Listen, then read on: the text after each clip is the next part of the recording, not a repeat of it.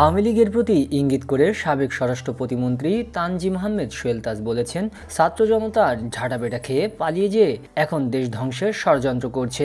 আজ বৃহস্পতিবার নিজের ভেরিফাইড ফেসবুক পেজে তিনি এ মন্তব্য করেন। আওয়ামী লীগের প্রতি ইঙ্গিত করে সোহেলতাজ লিখেছেন, হত্যা, গুম, খুন, গণহত্যা, নির্যাতন, নিপীড়ন, গণতন্ত্র ধ্বংস করে, দুর্নীতি করে লক্ষ লক্ষ কোটি টাকা বিদেশে পাচার করে দেশটাকে শেষ করে ছাত্র জনতা ঝাঁটাপেটা খেয়ে পালিয়ে যেয়ে এখন দেশ ধ্বংসের ষড়যন্ত্র করছে। তিনি আরও লিখেছেন, কত বড় নির্লজ্জ বেহায়া হলে দেশটাকে এক মুহূর্তের জন্য শান্তিতে থাকতে দেবে না।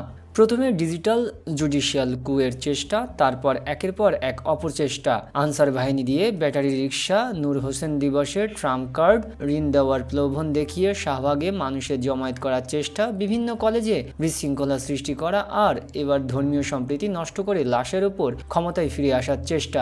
ফেসবুক পোস্টে সবাইকে মুক্তিযোদ্ধা মতিউর রহমান রেন্টুর লেখা আমার ফাঁসি চাই এবং অন্তরালে হত্যাকারী প্রধানমন্ত্রী বই দুটি পড়ার অনুরোধ জানান সোহেলতাজ। এ সময় আওয়ামী লীগের সমর্থকদের বিবেককে জাগিয়ে আত্ম উপলব্ধি, আত্মসমালোচনা করে অনুশোচনা করার আহ্বান জানান তিনি।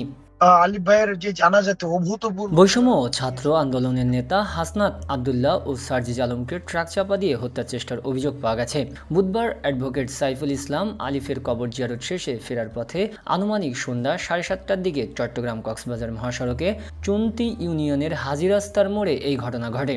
হত্যা চেষ্টার বিষয়ে দেওয়া এক সাক্ষাৎকারে হাসনাত আবদুল্লাহ ঘটনার বর্ণনা দিয়ে বলেন, আমরা আজ আলিফ ভাইয়ের বাড়িতে যাই।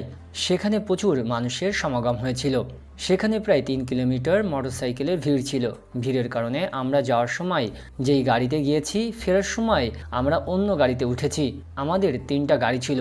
আমাদের সামনের গাড়িতে ট্রাকের সঙ্গে মুখোমুখি সংঘর্ষ হয়। তিনি বলেন, ট্রাক চালককে জিজ্ঞাসাবাদ করা হয়েছে, তবে তিনি অসংলগ্ন তথ্য দিচ্ছেন। তার তথ্য এবং বাস্তবতার কোনো মিল ছিল না। তিনি জানিয়েছেন তিনি পণ্য খালাসের জন্য যাচ্ছিলেন, তবে তার কাছে কোনো স্লিপ বা কাগজপত্র ছিল না।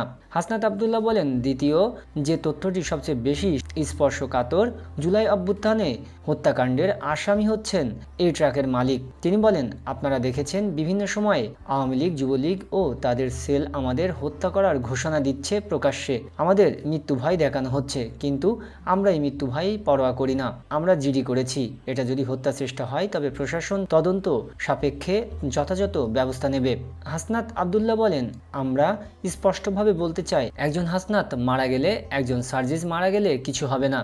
আন্দোলনের সময় আমরা দেখেছি পুলিশ স্বরাষ্ট্রমন্ত্রীকে বলেছে একটা গুলি লাগে, একজন পরে আবার অন্য একজন উঠে দাঁড়িয়ে যায়। আমরা একজন পড়ে গেলে আর একজন হাসনাত, আরেকজন সার্জিস দাঁড়িয়ে যাবে, কোনো কিছু থেমে থাকবে না।